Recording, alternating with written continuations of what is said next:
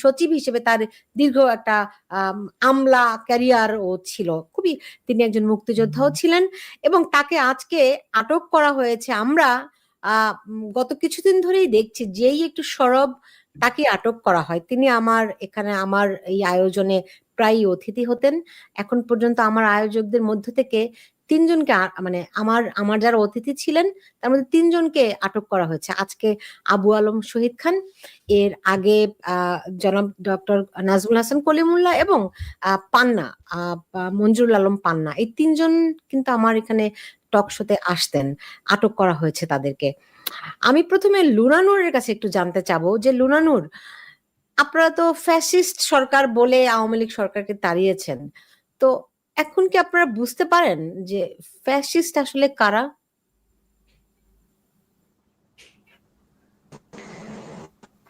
ধন্যবাদ সুলতানা আপনাকে। আমার সহ আলোচক যে রয়েছেন তাকে শুভেচ্ছা, দর্শক শ্রোতা যারা শুনছেন সকলকে আমার শুভেচ্ছা। প্রথমত আমি একটু বলিনি, আবু আলম শহীদ সাহেবকে গ্রেপ্তার যে করেছে আমরা আমাদের পার্টির পক্ষ থেকে আনুষ্ঠানিকভাবে বলেছি এবং আপনারা শোর মাধ্যমেও তীব্র নিন্দা জানাচ্ছি এবং মানে তার নিঃশর্ত মুক্তি দাবি করছি। একটি বিষয় হচ্ছে যে একজন সরকার মানে কোনো এক সরকার সে ফ্যাসিবাদী আচরণ করছে, অগণতান্ত্রিক আচরণ করছে মানে হচ্ছে যে তার বিরুদ্ধে আন্দোলন করা মানে হচ্ছে আর কেউ ফ্যাসিবাদে পরিণত হতে পারবে না, বিষয়টা কিন্তু সেটা না। বাংলাদেশে এখন যে পরিবেশ বিরাজ করছে, বাংলাদেশের মানুষ দীর্ঘদিন ধরে আমরা বিশেষ করে গত 16 বছর ধরে এক ধরনের গণতন্ত্রহীন পরিবেশে, এর আগে আমরা দেখেছি আমাদের মোস্তাক সে কারাগারে মারা গিয়েছে, মানে ডিএসএ তখন আইন প্রচলিত ছিল, তারপরে কিশোর কারাগারে মারা গিয়েছে, এই ঘটনাগুলো ঘটছে। কিন্তু যেটা কি সবচেয়ে আতঙ্কের বিষয়, উদ্বেগের বিষয় হচ্ছে যে সেই সকল মানে ক্ষোভের বিরুদ্ধে বাংলাদেশের মানুষ যে লড়াই করলো, একটা অভ্যুত্থান ঘটালো, 900-র বেশি মানুষ জীবন দিল, কিন্তু অবস্থার কোনো পরিবর্তন হলো না। ডক্টর ইউনূস সাহেব একটা নির্দলীয় সরকার, কিন্তু সেই নির্দলীয় সরকারের আচরণও একটা ফ্যাসিবাদী আচরণে পরিণত হচ্ছে। মানে ফ্যাসিবাদ তো আসলে কোনো দলের কর্মসূচি না, আপনাকে এটা মাথায় রাখতে হবে। ফ্যাসিবাদ কোনো দলের কর্মসূচি না, তার কিছু সুনির্দিষ্ট উপকরণ আছে, সেগুলো যদি সে অবলম্বন করে তাহলেই হচ্ছে ফ্যাসিবাদে পরিণত হবে। এখন ইউনূস সাহেব এই ফ্যাসিবাদী আচরণ করছে, সেই কারণে এইটা বলার বা বোঝানোর কোনো অবকাশ নেই যে পূর্বের সরকারের সময় আমরা স্বাধীন ছিলাম বা বাংলাদেশের মানুষের কথা বলার অধিকার ছিল আর কি। এইটা বলার কোনো সুযোগ নেই। বরং আপনি বলতে পারেন যে যেটা হয়েছে, যেটা আমরা নির্দ্বিধায় বলতে চাই, যে 900 মানুষ জীবন দিয়েছে কিন্তু অবস্থার কোনো পরিবর্তন হয়নি, বরং অবস্থার উত্তরোত্তর আরো মানে এই কঠোরতাটা বৃদ্ধি পাচ্ছে এবং এটা খুবই আতঙ্কের বিষয় আর কি, আশঙ্কাজনক এবং অবশ্যই নিন্দনীয় বিষয়। জি, জনাব সাবির মুস্তাফা, আপনি জানেন যে সরকারের তরফ থেকেও বিভিন্ন সময় নিন্দা জানানো হয়। ধরেন এই যে একজনকে মানে লাশ কবর থেকে তুলে পুড়িয়ে ফেলা হলো, সেটিও সরকার নিন্দা জানিয়েছে। এরকম বিভিন্ন সময় সরকারও নিন্দা জানায়, যেরকম সিপিবি নিন্দা জানাচ্ছে। আপনার কি মনে হয় যারা মানে ফ্যাসিজম বলে, আওয়ামী লীগের গায়ে তকমা দিল ফ্যাসিস্ট বলে, হ্যাঁ, তাদের কি এখন লজ্জিত হওয়া উচিত? না, আমি বলবো না যে যারা আওয়ামী লীগের বিরুদ্ধে লড়াই করেছে এই গত বছর জুলাই এবং আগস্ট মাসে, তাদের ওই লড়াই করার জন্য লজ্জিত হওয়া প্রয়োজন আছে বলে আমি মনে করি না। কারণ ওই লড়াইটা হয়েছিল একটা সুনির্দিষ্ট লক্ষ্য নিয়ে, সেটা হচ্ছে শেখ হাসিনার সরকার 15 বছর ধরে ক্ষমতায় আছে। 2014, 18, 24 পরপর 3টা নির্বাচন তারা মানে বেসিক্যালি মানুষের কোনো ভোটের কোনো সুযোগ ছিল না। এবং জুলাই মাসে গত বছর যেভাবে পুলিশ বা অন্যান্য বাহিনী গুলি করে শত শত মানুষকে হত্যা করেছে, সেসব কারণে শেখ হাসিনা সরকারের বিদায় প্রয়োজন ছিল এবং কাজে তাদের ওই কারণে লজ্জা হওয়ার কোনো প্রয়োজন আমি দেখছি না। কিন্তু না না না না ওই আমি আমার মনে হয় কি, কথাটা একটু খুব সুনির্দিষ্ট আমি বলেছি। সেটি হচ্ছে ওই সরকারের বিরুদ্ধে আন্দোলন করার জন্য লজ্জিত হওয়া উচিত নয়, সেটা আমি বলি নাই। তারা যে আওয়ামী লীগ সরকারকে ফ্যাসিস্ট তকমা দিয়েছে, সেই তকমা দেওয়ার জন্য বর্তমান প্রেক্ষাপটে তাদের লজ্জিত হওয়া উচিত। বর্তমান প্রেক্ষাপটে অবশ্যই তাদের লজ্জিত হওয়া উচিত। আমি ফ্যাসিজম শব্দের দিকে যাব না, কারণ আমার ব্যক্তিগত মতামত হচ্ছে যে বর্তমান সরকার যেটা করছে, এখানে সরকারের ভেতরে বাইরে অনেক শক্তি আছে যারা আর কি বিভিন্ন তাদের এজেন্ডা পার্সু করছে, এবং সরকারের প্রবলেম হচ্ছে যে সরকার এই এজেন্ডাগুলা ওন না করেও তাদেরকে করতে দিচ্ছে, অর্থাৎ আমি কন্ডেম না করে আমি তাদেরকে এক ধরনের প্রশ্রয় দিচ্ছি। কাজেই ওই দায় দায়িত্ব সরকারের উপরেই বর্তায়। কিন্তু আমি বলবো না যে একটা সরকার নিপীড়নমূলক হলেই সে ফ্যাসিস্ট হয়ে যায়। ফ্যাসিজমে কতগুলো ব্যাপার আছে, সেখানে জাতীয়তাবাদ, জাতিগত ঘৃণা, এরকম অনেক কিছু জড়িত আছে। এখন আমি সেটা আওয়ামী লীগের মধ্যেও দেখিনি, এই সরকারের মধ্যেও দেখিনি। কিন্তু আওয়ামী লীগ নিঃসন্দেহে একটা নিপীড়নমূলক অত্যাচারী সরকার ছিল, এবং এই সরকারও খুব দ্রুত সময়ে, অল্প সময়ের মধ্যে এক ধরনের নিপীড়নমূলক অত্যাচারী সরকারে পরিণত হয়েছে। তারা একটা গোষ্ঠীকে টার্গেট করছে, সাধারণ জনগণ হয়তো সেভাবে এফেক্টেড হচ্ছে না।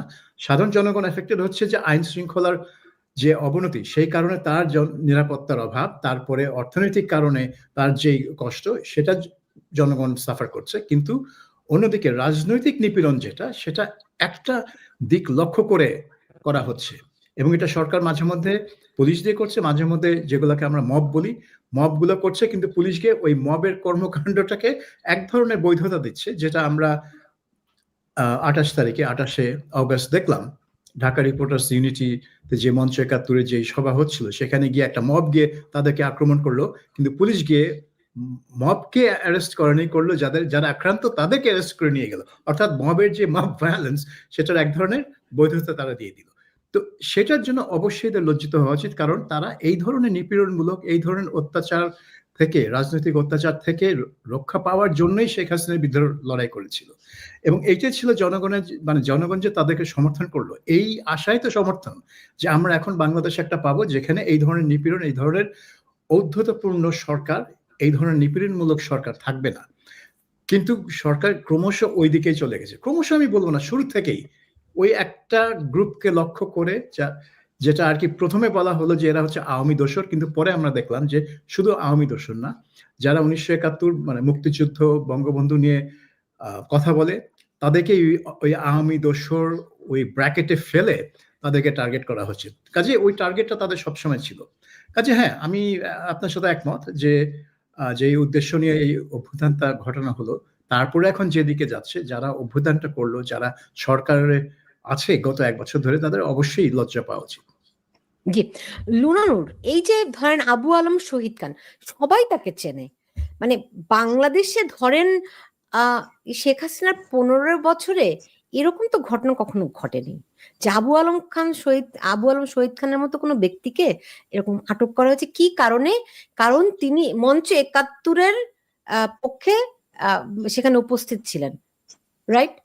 এবং কোন কোন পত্রিকা নাকি এরকমও রিপোর্ট করছে যে যে তিনি তার বিরুদ্ধে মব কথা বলেছিল, এই অভিযোগ, মানে মব তার বিরুদ্ধে সোচ্চার হয়েছিল, সেটাও একটা অভিযোগ। মানে চিন্তা করে দেখেন ন্যারেশনটা কি রকমের। তো সেই রকম অবস্থায় মানে এটা কিসের ইঙ্গিত দিচ্ছে? প্রথমত হচ্ছে যে আমি খুব সুস্পষ্ট করে বলতে চাই, সেটা হচ্ছে যে এরকম হয়নি আওয়ামী লীগ সরকার আমলে, বিষয়টা সেটা না। হ্যাঁ, এরকম হাজার হাজার উদাহরণ দেওয়া যাবে, আমি সেই প্রসঙ্গে না যেয়ে মূল কথায় আসি। সেটি হচ্ছে যে যেদিকে যাচ্ছে পরিস্থিতিটা, একটা মানে বিষয়টা আমার পূর্ববর্তী বক্তা যেভাবে বলছিলেন, বিষয়টা হচ্ছে যে দেশে যে পরিস্থিতি একটা তৈরি হয়েছিল সমগ্র মানুষের, একটা হচ্ছে যে আন্দোলনকারী হিসেবে আপনি, আন্দোলনের নেতৃত্ব দানকারী হিসেবে আপনি বৈষম্য বিরোধী ছাত্র আন্দোলনের যারা সংগঠক, যারা নেতা ছিলেন তাদেরকে বলতে পারেন, আন্দোলনের রাস্তায় আমরা যারা সবসময় ছিলাম আমাদেরকে বলতে পারেন। আমরা তো বৈষম্য বিরোধী ছাত্র আন্দোলনের লড়াই শুরু হওয়ার আগে থেকেই, যখন থেকে বাংলাদেশের নির্বাচন, মানে রাতে ভোট হলো তার পরের দিন থেকে আমরা মানে রাস্তায় আছি। তো সেইখানে হচ্ছে যে বিভিন্নভাবে বলতে পারেন যে আন্দোলনকারী, কিন্তু আপনাকে ভাবতে হবে যে 1 সপ্তাহ বা 10 দিন বাংলাদেশের আসলে বেশিরভাগ মানুষ রাস্তায় ছিল, এবং সেই ক্ষেত্রে বেশিরভাগ মানুষ বিরোধিতাকারী ছিল। আমার মনে কি এই এক কথা ঘুরে ফিরে আমরা সেটা আগাচ্ছেন না? লজ্জা কে পাবে? বাংলাদেশের কোটি মানুষ যে রাস্তা ছিল তারা লজ্জা পাবে? তাদের একটা বিষয় হচ্ছে যে পরিস্থিতিটা হচ্ছে সেই পরিস্থিতিটা অনাকাঙ্ক্ষিত পরিস্থিতি। এই পরিস্থিতি আশা করে বাংলাদেশের মানুষ 5 আগস্ট বা তার আগে 16 জুলাই থেকে রাস্তায় নামেনি। কিন্তু একদম খুব স্পষ্ট করে বলতে চাই যে এই সরকার এসে যে কাজটা করছে আর কি, সেই কাজটা আসলে আন্দোলনের প্রত্যাশা বলেন, আন্দোলনের আকাঙ্ক্ষা বলেন, আন্দোলনের দাবি বলেন, সেগুলোর সাথে একদম সম্পূর্ণ বিপরীত। সেটা বিভিন্ন আন্তর্জাতিক সম্পর্ক তৈরিতে হোক, সেটা দেশের মধ্যে উগ্র ডানপন্থী শক্তিকে পৃষ্ঠপোষকতা করা হোক, সেটা হচ্ছে বাংলাদেশের সংবিধান নিয়ে প্রশ্ন করা হোক, এমনকি মুক্তিযুদ্ধ প্রশ্নে তাদের যে দোদুল্যমান অবস্থান সুস্পষ্ট করছে না জনগণের ভয়ে, কিন্তু আসলে বিরোধী মনোভাব নিয়ে যে দোদুল্যমান অবস্থানটা মানে তারা প্রকাশ করছে, এই কোন বিষয়ের সাথেই 5ই আগস্টের মানে যে অভ্যুত্থান হয়েছে সেই আন্দোলনের চেতনার কোনো সম্পর্ক নাই, এটি একদম পরিষ্কার। কিন্তু তার মানে এই না যে 5 আগস্টের আগে বাংলাদেশের মানুষ যে আকাঙ্ক্ষাটা নিয়ে রাস্তায় নেমেছিল সেই আকাঙ্ক্ষাটা ভুল ছিল। বাংলাদেশের মানুষের আকাঙ্ক্ষাটা মানে এই সরকারের মধ্য দিয়ে প্রতিফলিত হচ্ছে না। বাংলাদেশের মানুষের আকাঙ্ক্ষাটা বাধাগ্রস্ত হচ্ছে, বা আমি কি বলবো যে আকাঙ্ক্ষার বিরুদ্ধে যে সরকার অনেক কিছু করছে, কিন্তু তার মানে এইটা না যে 5 আগস্টের ওই আন্দোলনের বিষয়টা মানে অযৌক্তিক ছিল এবং আন্দোলনকারী লক্ষ মানুষ লজ্জা পাবে, এটা একটি বিষয়। একটি বিষয় খুব গুরুত্বপূর্ণ ভাবে মাথায় রাখতে হবে আমাদের, সেটি হচ্ছে যে রাজনৈতিক দল হিসেবে বা শক্তি হিসেবেও আমাকেও এই ব্যর্থতার দায় নিতে হবে, সকল রাজনৈতিক দলকে। আজকে বিএনপিও দেখবেন জামাত ইসলামের বিরুদ্ধে কথা বলছে, পরিষ্কার করে কথা বলছে, কিন্তু তারাই একসময় জামাত ইসলামের সাথে জোট করে মানে প্রকাশ্যে আনুষ্ঠানিকভাবে জামাত ইসলামকে বাংলাদেশের ক্ষমতায় বসিয়েছিল। দায় তাকেও নিতে হবে, দায় আমাকেও নিতে হবে যে বাংলাদেশের এত এত মানুষ বিশ্ববিদ্যালয়গুলোতে এত ছাত্র কেমন করে ছাত্র শিবিরের সাথে একত্রিত হচ্ছে, যুক্ত হচ্ছে, এই জায়গাটা বা তারা কিভাবে এইভাবে মানে গড়তে পারলো, তাদের এইটা সেই দায়টাও আমাকে নিতে হবে। কিন্তু একটা জিনিস আপনাকে মাথায় রাখতে হবে যে এই যে বেড়ে ওঠাটা মুক্তিযুদ্ধে নেতৃত্ব দানকারী দল আওয়ামী লীগ ক্ষমতায় থাকাকালীন সময় 16 বছরে প্রকাশ্য অপ্রকাশ্যের পৃষ্ঠপোষকতায় বা তাদের উদাসীনতা বা তাদের রাজনৈতিক অসততার কারণে এটা হয়েছে।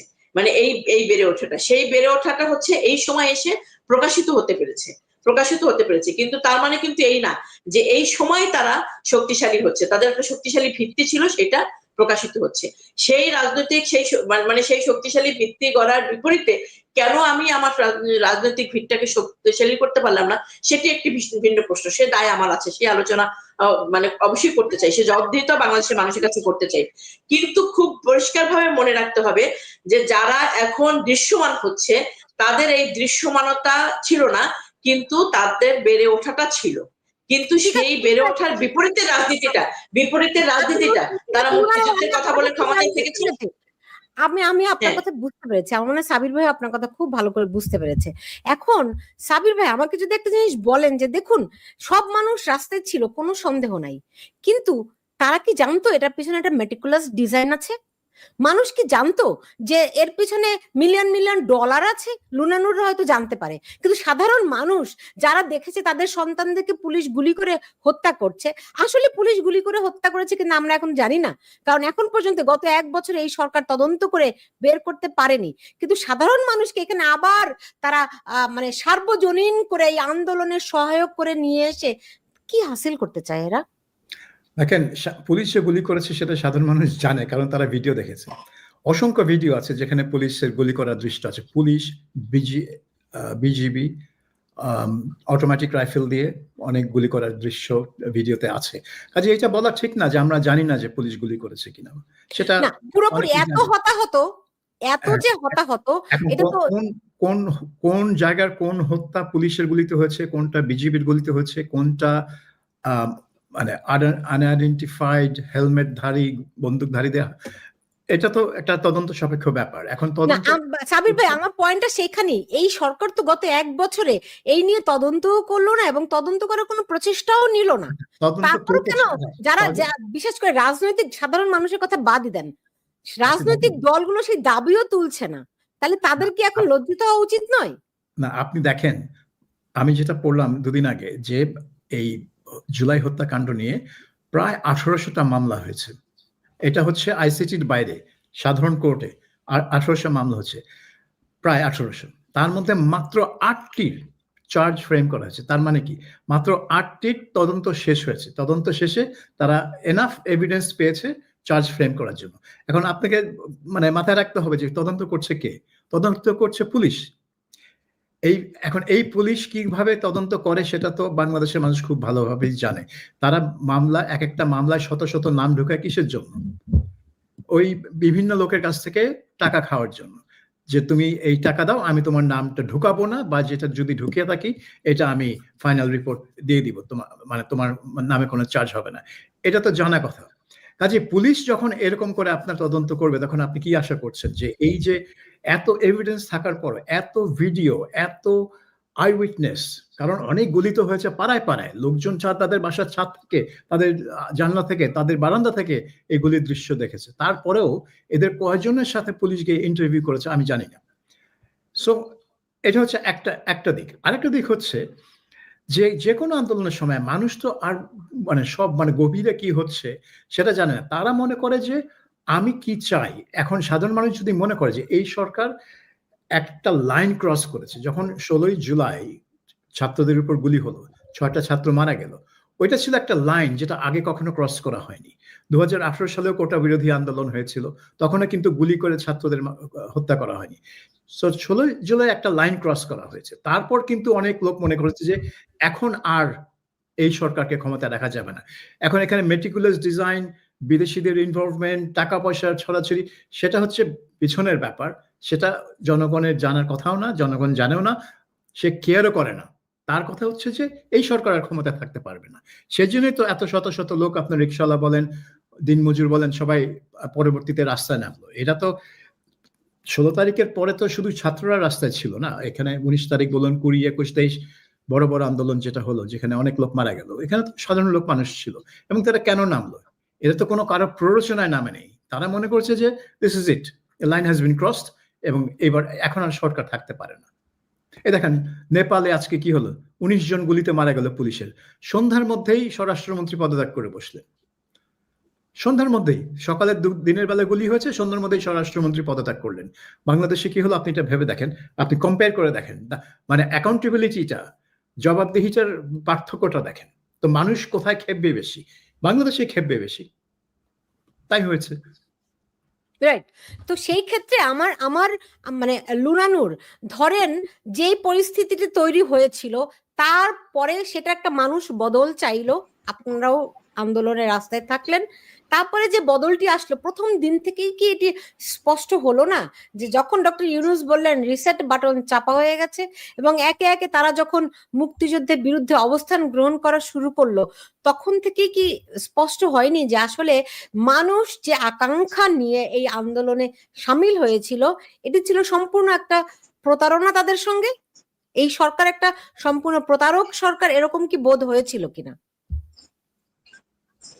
একদম ডেফিনেটলি প্রথম দিন থেকে ডক্টর ইউনূস সাহেব রিসেট বাটন যেদিন বললেন, অতদিন পর্যন্ত আসার দরকার নেই। তো প্রথম দিন সেনাবাহিনীর প্রধান আলোচনা করার জন্য যাদেরকে ডাকলেন আর কি, একদম 3 দিন আগে, এবং এটা তো আসলে বাংলাদেশে 54 বছরে, এবং তার সুনির্দিষ্ট করে যদি বলেন 30 বছর ধরে এই যে আন্দোলন, জামাত ইসলামকে নিষিদ্ধ করা, 3 দিন আগে নিষিদ্ধ দলকে সে সবার আগে ডাকলেন আর কি। হ্যাঁ, আওয়ামী লীগ নিষিদ্ধ করে গেল এবং হেফাজতে ইসলামের প্রতিনিধিকে ডাকলেন। তো সেদিন থেকেই সন্দেহ না, সেদিন থেকেই প্রশ্নবিদ্ধ, প্রথম দিন থেকেই প্রশ্নবিদ্ধ ছিল। কিন্তু আমি হয়তো আপনার এখানেও বলেছি কিনা, সরি, একটা বিষয় হচ্ছে যে সেদিনের সেই বিষয়ের আন্দোলনে যারা অংশগ্রহণ করেছে, যাদের আসলে কথা বলার সুযোগ আছে, লক্ষ লক্ষ মানুষ মিছিলে গেছে, সবার কথা তো শুনবে না, আন্দোলন বলা যাবে না, প্রকাশিত হবে না। যাদের কথা বলার সুযোগ আছে, রাজনৈতিক দলগুলো বলেন, অন্য সংগঠন বলেন, ছাত্র সংগঠন বলেন, অনেকেই কিন্তু এই প্রশ্নটা তুলেছিল যে এই যে যাদেরকে নিয়ে বসলো, কিভাবে বসলো, এবং এটার সাথে গণ অভ্যুত্থানের যে ধারণাটা সেটা কিভাবে কন্ট্রাডিক্ট করে, এটা একটা বিষয়। কিন্তু একটা বিষয় একটু আপনাকে যৌক্তিকভাবে মাথায় নিতে হবে, সেটি হচ্ছে যে বাংলাদেশের রাজনৈতিক দলগুলো, এমনকি বিএনপিও কিন্তু একটা সময় এই দাবি করে এসছে। আমরা তো অবশ্যই, যে যখন একটা পরিস্থিতি তৈরি হয়েছে, শত শত মানুষ মারা যাচ্ছে, ছাত্র মারা যাচ্ছে, এবং দেশের আইন শৃঙ্খলা পরিস্থিতি বলতে কিছু নাই, এবং সরকারের স্বরাষ্ট্রমন্ত্রীকে সরিয়ে এসে অন্যদেরকে এটাকে হ্যান্ডেল করার বা এটার মধ্যে যুক্ত করেছে, এই বিষয়গুলো করেছে। আমরা কিন্তু খুব সুস্পষ্টভাবে ইলেকশনের পর থেকে তো করেই আসি, তখনও আমরা বলেছি, 16 তারিখেও আমরা দাঁড়িয়ে বলেছি যে এখনই ইমিডিয়েট সংসদ ডেকে একটা তদারকি সরকার গঠন করে বা মানে সংশোধনী এনে তদারকি সরকার, এবং সেই ক্ষমতা তো আওয়ামী লীগের হাতে ছিল, কিন্তু জনগণের সেই চাওয়াটাকে আসলে মানে তারা আমলে নেয়নি। আমলে না নিয়ে আমাদের দেশের এই অন্তর্বর্তীকালীন সরকার যেটা তৈরি হয়েছে, এটা কিন্তু একদমই হতে পারে, মানে ডক্টর ইউনূস সাহেব মেটিকুলাস প্ল্যানের কথা বলছে, এখানে এমবেসির ইন্টারফারেন্স আছে, এখানে সাম্রাজ্যবাদের নানা ধরনের মানে পরিকল্পনা আছে, সবকিছুই হতে পারে না, সবকিছুই হয়তো হয়েছে, সেই সম্পর্কেও কিন্তু সরকার এক ধরনের অপারগ ছিল। আমার সার্বভৌমত্ব রক্ষার যে একটা পজিশন তাকে নিতে হতো, সেটা তো সে কন্ট্রোল করতে পারে নাই। তার কি সেই গোয়েন্দা রিপোর্ট ছিল না? সে আলোচনা আমি পরে যাই।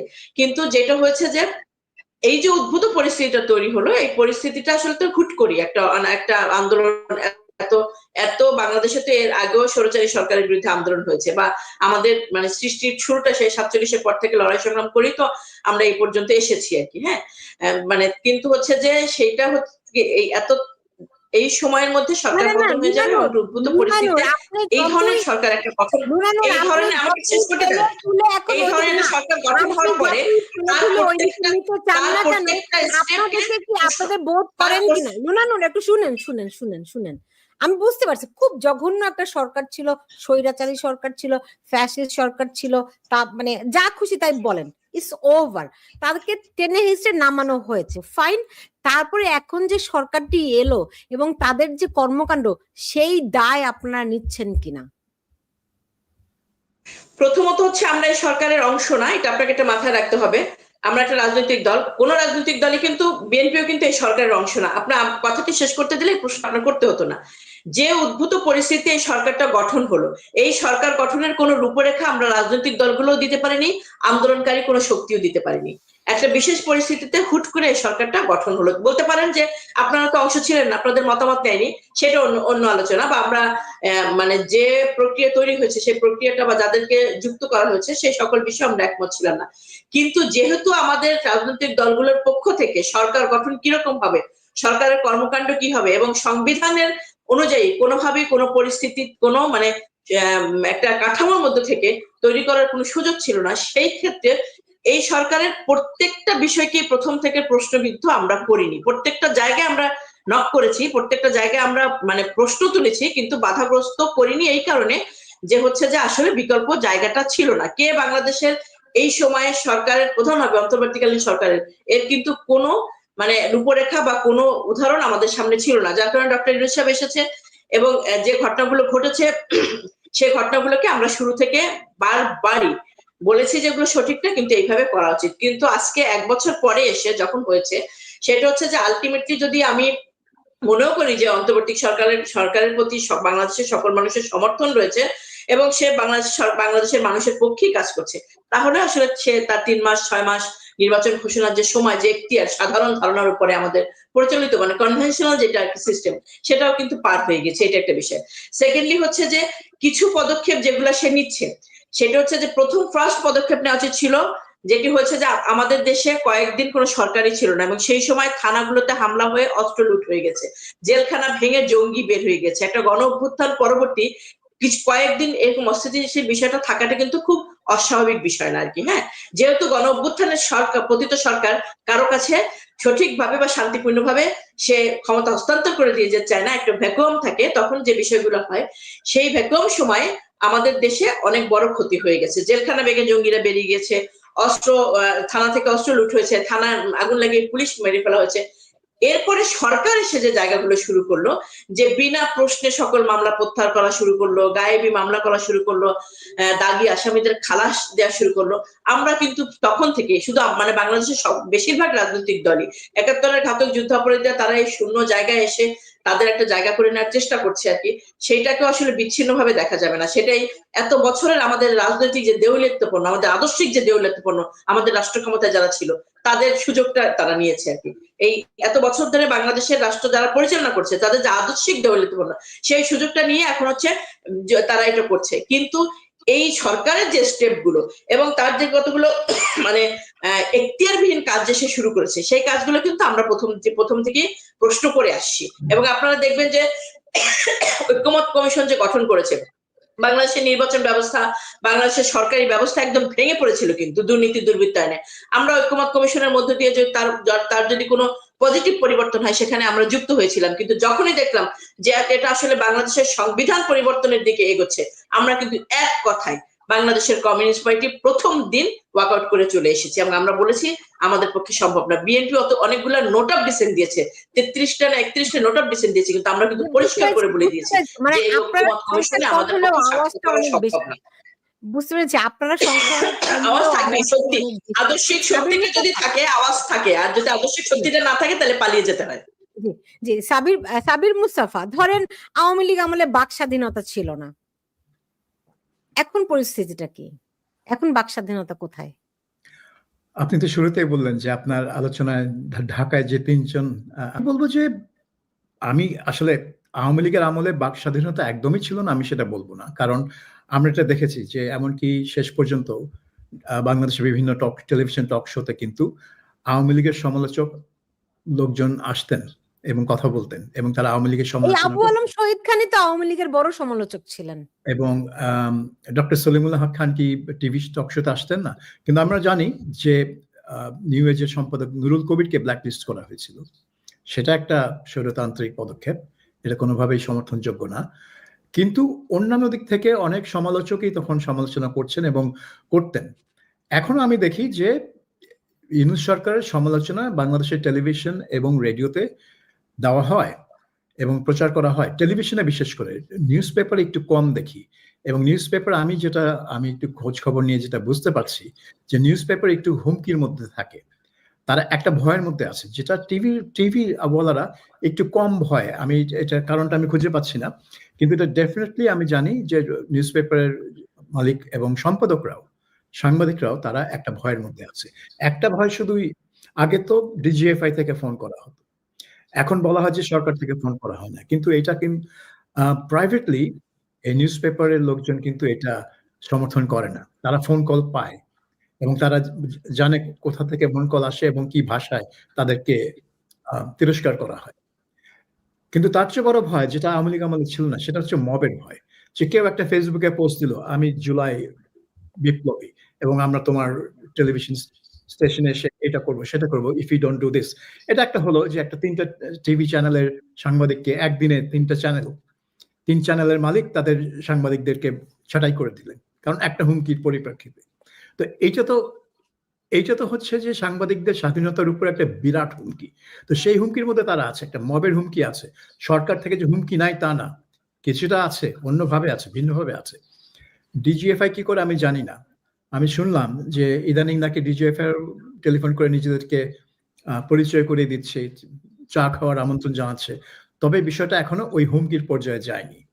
কাজে আমি বলবো যে সংবাদপত্রের বা মিডিয়ার স্বাধীনতা আছে, কিন্তু তারা একটা ওইভাবে মানে যতটুকু থাকার উচিত ততটুকু নাই, কারণ একটা হুমকির পরিবেশে তারা কাজ করছে। এবং ডক্টর ইউনূস যেটা ইংল্যান্ডে এসে কিছুদিন আগে যে লন্ডনে এসেছিলেন, তিনি চ্যাটাম হাউসের সাথে ইন্টারভিউর সময় বললেন যে বাংলাদেশের সম্পূর্ণ মিডিয়া সম্পূর্ণ ফ্রি, তারা যা খুশি করতে পারে, সমালোচনা করতে পারে, কোনো সমস্যা নেই। বাট দ্যাটস নট ট্রু, কারণ সমালোচনা অনেকটা মানে পরিষ্কারভাবে করা হয় না। টিভিতে কিছু কিছু লোক আছে যারা সমালোচনা করছেন, কিন্তু অনেক টিভি প্রোগ্রামে দেখা যাবে যে 3টা প্যানেলিস্ট যদি থাকে তারা একই সুরে গান, হ্যাঁ, তারা কি, এবং যারা সমালোচনা করেন তারাও কিন্তু এক লাইনে সমালোচনা করেন। তো এখানে যে খুব ডাইভার্সিফাইড ওপিনিয়ন আসছে, আমি তা বলবো না, ডাইভার্সিফাইড ওপিনিয়নের অভাব। তো এখন ধরেন এখান থেকে ধরেন জামাত নিয়ন্ত্রিত এক ধরনের শাসন ব্যবস্থা তো আমরা বাংলাদেশে দেখতে পাচ্ছি। আপনি জানেন কিনা জানি না যে জামাতের আমির শফিকুর রহমান তিনি কানাডা সফরে যাবেন, সেটি পররাষ্ট্র মন্ত্রণালয় থেকে একটি বিবৃতি দেওয়া হয়েছে। কানাডায় বাংলাদেশের হাই কমিশনকে ওই ইয়েটা পাঠানো হয়েছে যে শফিকুর রহমান তিনি কানাডা সফর করছেন, তার সঙ্গে অমুক অমুক অমুক অতিথি থাকবেন। মানে এটা কোন প্রটোকলে এটা পান? এটা একটা ইন্ট্রোডাকশন লেটার দেওয়া হয়েছে যে উনারা কারা, রাইট। এটা পররাষ্ট্র মন্ত্রণালয়ের করা উচিত কি না সেটা আমি জানি না, কিন্তু আমি যতটুকু দেখলাম পত্রপত্রিকায় যে এটা সাধারণত তারা করে না। কোনো রাজনৈতিক দল কোনো বিদেশ সফর গেলে তাদের ইন্ট্রোডাকশন লেটার সরকার থেকে দেওয়া হয় না। Right. এইটুকু আমি জেনেছি, কিন্তু ওদের নিয়মাবলীতে কি আছে সেটা আমি জানি না, হয়তো ফরেন মিনিস্ট্রি কেউ ব্যাখ্যা দিতে পারে। কিন্তু এটা ডেফিনেটলি এইটা নিয়ে একটা বিতর্ক আছে, এবং মনে হচ্ছে যেন জামাত যাচ্ছে এক ধরনের সরকারের আশীর্বাদ পুষ্ট একটা ডেলিগেশন যাচ্ছে। এটা কেন দিতে হলো সেটাও আমি জানি না, কারণ কানাডার যারা মানে সরকার তাদের তো জানা উচিত যে জামাতে ইসলাম কি। রাইট। তো লুনা নূর, ধরেন জামাত নিয়ন্ত্রিত এবং ইসলামিক দলগুলো মিলে বাংলাদেশকে এখন যে পথে নিয়ে যাচ্ছে, আপনার কি মনে হয় যে মানে আপনারা সাপোর্ট করেন কিনা, আর এটি ঠেকানোর কোনো উপায় আছে কিনা?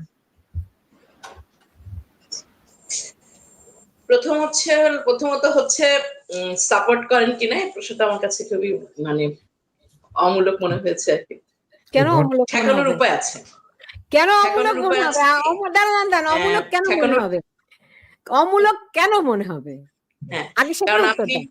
আপনি আমাকে এখানে ডেকেছেন বাংলাদেশের কমিউনিস্ট পার্টি সিপিবির সম্পাদক হিসেবে। আপনি সাংবাদিকতা করেন, আপনি আমাকে এখানে ডেকেছেন বাংলাদেশের কমিউনিস্ট পার্টি সিপিবির সম্পাদক হিসেবে। তো সমর্থন করে কিনা ইসলামী মানে দলগুলোকে, মৌলবাদী দলগুলোকে বা জামাত ইসলামকে, সে প্রশ্নটা করাটা অমূলক। ঠিক আছে, আমি পরে আলোচনায় যাই। আমরা সেটি শুনেছি হচ্ছে যে বাম এবং ডান খুবই ভয়াবহ পরিস্থিতি কাছাকাছি আসে। বাম হাত এবং ডান হাতকে যত বেশি প্রসারিত করবেন তত বেশি কাছাকাছি আসে।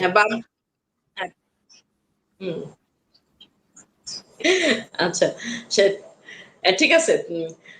আপনার মানে আপনার শোনাটা নিশ্চয়ই শোনাটাই থাকবে না আর কি। সাংবাদিকের কাজ শোনা, দেখা, অভিজ্ঞতা, ইতিহাস থেকে শেখা, সবকিছু মিলিয়ে। হ্যাঁ, থ্যাংক ইউ। আমি পরের আলোচনা যাচ্ছি, সেটি হচ্ছে যে একটা খুবই ভয়াবহ পরিস্থিতি বিরাজ করছে, এবং এটা আতঙ্কের, আশঙ্কার এবং অত্যন্ত উদ্বেগের, যে এই সময় বাংলাদেশে ইসলামী মৌলবাদী দলগুলো, ধর্মীয় মৌলবাদী দলগুলো, এর আগেও যে আমাদের দেশে সংখ্যালঘু নির্যাতন হয়নি, এর আগেও যে আমাদের দেশে এই ধরনের কাজগুলো হয়নি তা না, কিন্তু এই সময়ে এবং 54 বছরের যে পঠিত ইতিহাস বাংলাদেশের, সেখানেও যদি দেখেন আমাদের সংবিধানকে সাম্প্রদায়িকীকরণ করা হয়েছে, আমাদের রাষ্ট্রকে সাম্প্রদায়িকীকরণ হয়েছে ধর্মনিরপেক্ষতা বাদ দিয়ে বা ইয়ে করে, কিন্তু সবচেয়ে বেশি আস্ফলনটা বা উৎফলনটা এই সময় হচ্ছে, এবং খুব সুস্পষ্ট করে এটা সরকারের মদদে যেহেতু হচ্ছে, পৃষ্ঠপোষকতা হচ্ছে, সেই কারণে আমি বলবো যে রাষ্ট্রীয় মদদই হচ্ছে। কেমন করে সরকারের মদদে হচ্ছে সেটি হচ্ছে যে আপনাকে মাথায় রাখতে হবে, একটি ইসলামী মৌলবাদী দল যখন বাংলাদেশে নারীর বিরুদ্ধে কথা বলবে, যখন বাংলাদেশে জাতীয় সঙ্গীতের বিরুদ্ধে কথা বলবে, সেটা আসলে তো একদম সুস্পষ্ট করে বাংলাদেশের সংবিধান বিরোধী অবস্থান। সেই অবস্থানে কিন্তু বিনা প্রশ্নে সরকার তাদের বিরুদ্ধে, আমরা দাবি না তুললেও, আমরা রাস্তায় না নামলেও, আমরা চাপ প্রয়োগ করতে পারি আর না পারি, বিনা প্রশ্নে সরকার তাদের বিরুদ্ধে ব্যবস্থা নিতে পারে, কিন্তু সেই কাজটা একদমই হচ্ছে না। উপরন্তু যেটা হচ্ছে তার বিভিন্ন, আজকে দেখবেন খুবই উদ্বেগজনক, দুর্গাপূজা নিয়ে স্বরাষ্ট্রমন্ত্রী একটা মন্তব্য করেছেন আর কি, খুবই খুবই বাজে, মানে খুবই সিলি মনে হতে পারে কিন্তু খুবই বাজে। কিন্তু একটা জিনিস আপনার মাথায় রাখতে হবে যে স্বরাষ্ট্রমন্ত্রী কিন্তু কোনো রাজনৈতিক দল করে নাই কোনোদিন, সে কোনো রাজনৈতিক দলের স্বরাষ্ট্র উপদেষ্টা, সে কোনো রাজনৈতিক দলের মানে প্রতিনিধি না, কিন্তু তার মুখ থেকে এই কথাটা বেরিয়ে গিয়েছে, মানে হচ্ছে তার মনোভাব, তার মানসিকতা, তার মনস্তত্ত্ব, তার আদর্শ হচ্ছে এটাকে ধারণ করে। কাজে ও ক্ষমতায় ওখানে যারা রয়েছে, সে প্র্যাকটিশনার মুসলিম না হতে পারে, সে প্র্যাকটিশনার একজন ধার্মিক না হতে পারে, কিন্তু মনস্তাত্ত্বিক ভাবে সে একজন মৌলবাদী মানুষ। হ্যাঁ, সেই কারণে হচ্ছে আমরা একটা খুবই আতঙ্কের মধ্যে, বাংলাদেশের মানুষ এই সময় উদ্বেগের মধ্যে আছে। কিন্তু আতঙ্ক বা উদ্বেগের আসলে কারণ তো আছে, হতাশার কোনো কারণ নাই। আমাদের দেশের ইতিহাসটা কি আপনাকে একটু মাথায় রাখতে হবে। 47 সালে যখন দ্বিজাতি তত্ত্বের ভিত্তিতে আমাদেরকে ভাগ করা হলো একটা ধর্মীয় চেতনার ভিত্তিতে, প্রথম দিন থেকে কিন্তু এই ভূখণ্ডের মানুষ বিরোধিতা করে আসছে, এবং তার কারণেই কিন্তু 48 সালে সেই ভাষা সংস্কৃতির আন্দোলন, তারপরে 52 সালে ভাষা আন্দোলন, তার প্রেক্ষিতে এসে 71 সালে রক্তের বিনিময়ে একটা অসাম্প্রদায়িক বাংলাদেশ প্রতিষ্ঠা করার একটা জায়গা তৈরি হয়েছে। তারপর রাজনীতিকে বিভিন্নভাবে সাম্প্রদায়িকীকরণের চেষ্টা চলেছে, এর একটা আন্তর্জাতিক প্রভাব আছে, সারা বিশ্ব জুড়ে পজিটিভ নেগেটিভ দুই ধরনের প্রভাব আছে।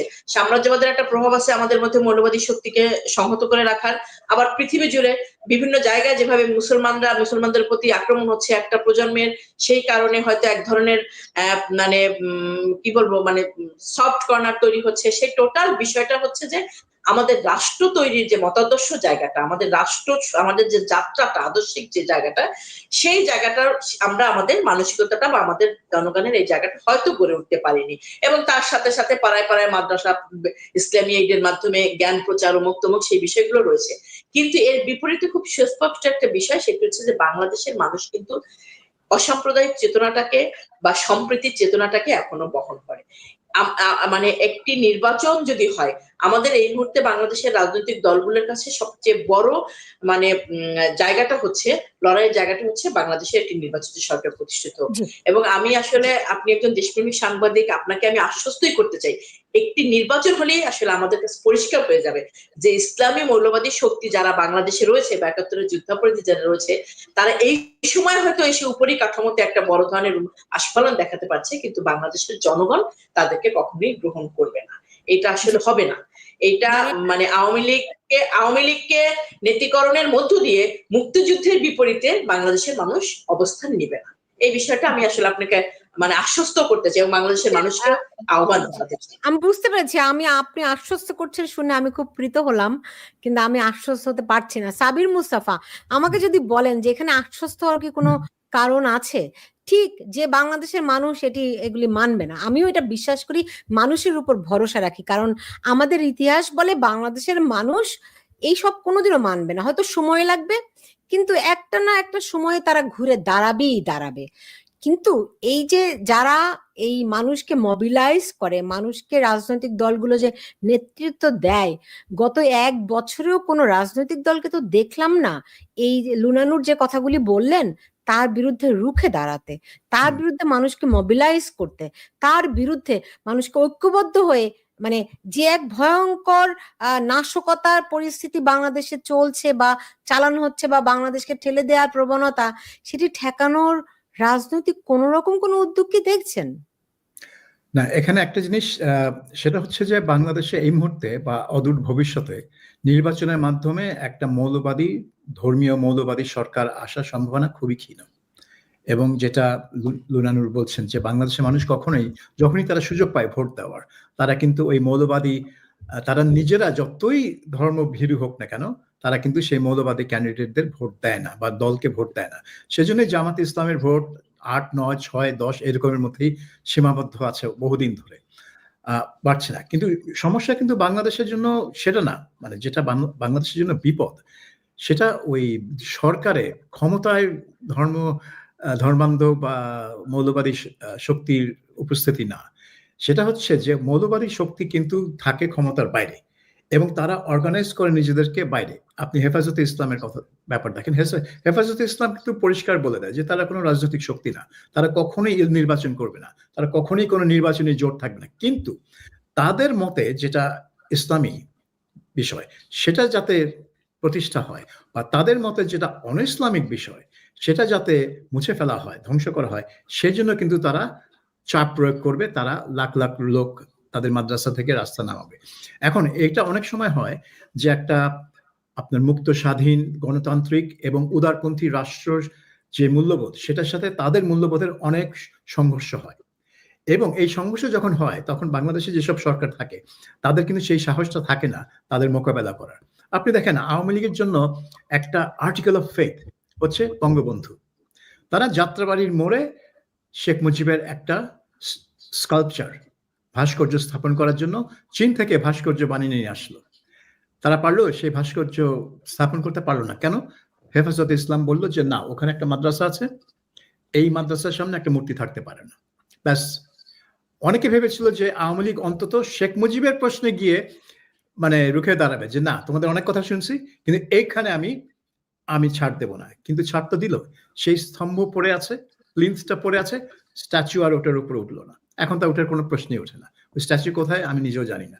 কাজে আওয়ামী লীগও কিন্তু এদের এইসব দাবির সামনে প্রতিরোধ গড়ে তুলতে পারে না। তারা সবসময় এদেরকে ছাড় দিয়ে আসছে এবং এটাই হচ্ছে বাংলাদেশের জন্য সবচেয়ে বড় বিপদ, যে কারণ এদের দাবিগুলো কখনোই হয় না যে ইসলামকে একটা আধুনিক সমাজের সাথে কিভাবে সামঞ্জস্যপূর্ণ করা যায় সেদিকে, সেটা নিয়ে কিন্তু তারা কাজ করে না। তাদের কাজ হচ্ছে সবসময় একটু নেতিবাচক, একটু পিছনের দিকে যাওয়া, কোনটা নিষেধ, কোনটা করতে দেওয়া যাবে না, কোনটা আটকাতে হবে নারীর ক্ষেত্রে এবং অন্যান্য সাংস্কৃতিক বিষয়ে। এটি হচ্ছে তাদের মূল টার্গেট। কাজেই এইটার বিরুদ্ধে কোনো সামাজিক আন্দোলন বা প্রশাসনিক ব্যবস্থা কিন্তু তারা মানে কোনো সরকারই পারবে না। বিএনপি পারে নাই, আওয়ামী লীগ তো পারবেই না। আওয়ামী লীগ তারপর 15 বছরে তো দেখিয়ে দিল যে তারা হেফাজতের সাথে কিন্তু অনেক আপোষ করে চলেছে, অনেক আপোষ করে চলেছে। এখন ধরেন আওয়ামী লীগ অনেক কিছুই আপোষ করেছে, কম্প্রোমাইজ করেছে, নতজানু হয়েছে এই ধর্মীয় গোষ্ঠীর কাছে। এখন ধরেন মুক্তিযুদ্ধ প্রশ্নে গত 1 বছরে আমরা এই সরকারের যে ভূমিকা দেখলাম, মুক্তিযুদ্ধকে যেভাবে করে মুক্তিযোদ্ধাদেরকে যেভাবে অপমানিত, অবহেলিত এবং বলা যেতে পারে মুক্তিযুদ্ধকে পুরো বাদ দিয়ে দেওয়ার যেই প্রক্রিয়া চলছে, বরং উল্টো একটা ন্যারেটিভ দাঁড় করানোর চেষ্টা চলছে, সেখানে আপনি লুনা নূর ঠিকই বলেছেন যে বাংলাদেশের মানুষ হয়তো কখনোই এটি মেনে নেবে না, কিন্তু রাজনৈতিক দল হিসেবে আওয়ামী লীগ ছাড়া আর কেউ কি মুক্তিযুদ্ধকে লালন করতে পেরেছে?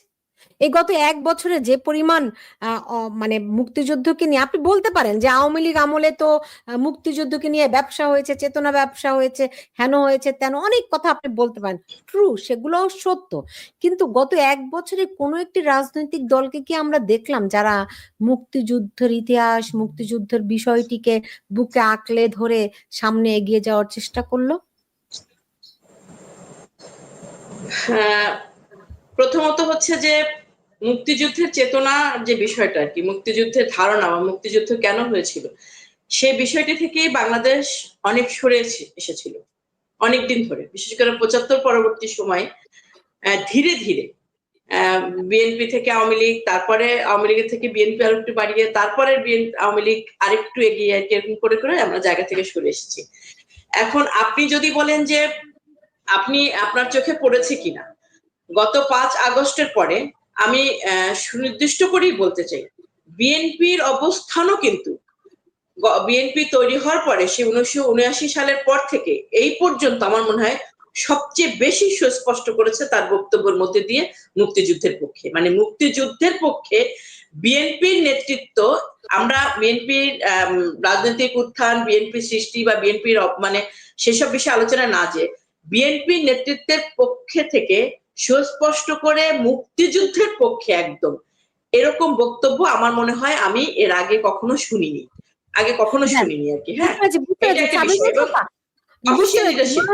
আমি বুঝতে পারছি বিএনপির যে ভূমিকার কথা লুনা নূর বলছেন সেটির উপর আপনি কতটুকু আস্থা রাখতে পারছেন? না, আস্থা তো রাখতেই হবে, কারণ এখন একটা সুযোগ ছিল। বিএনপি যদি আসলে এই মুক্তিযুদ্ধের ইতিহাসকে মুছে দিতে চাইতো, তারা কিন্তু এইটাই ছিল তাদের মানে মোক্ষম সময়, কিন্তু সেই সময়টা কিন্তু তারা ব্যবহার করেছে ঠিক উল্টা ভাবে। কারণ তারা দেখছে যে আওয়ামী লীগের অনুপস্থিতিতে মুক্তিযুদ্ধের ইতিহাস আসলেই মুছে ফেলা হতে পারে, এবং সেইটা আটকানোর জন্য তারা কিন্তু অনেক লুনা নূর যেটা বলছে, তারা একটা অবস্থান নিয়েছে যে মুক্তিযুদ্ধের ব্যাপারে তারা আপোষ করতে মানে কম্প্রোমাইজ মানে করবে না। এবং দেখা যাবে যে এই যে জুলাই সনদ বলুন আর যেটাই বলুন যেটা হবে, এবং সংবিধান যদি নতুন করে মানে লেখা হয়, সেখানে কিন্তু মুক্তিযুদ্ধ বিরোধী যদি কোনো কথাবার্তা সেখানে ঢোকানো হয়, সেটা কিন্তু প্রতিবাদ করবে, সেটা আটকানোর চেষ্টা করবে বিএনপি, অন্য কেউ কিন্তু করবে না।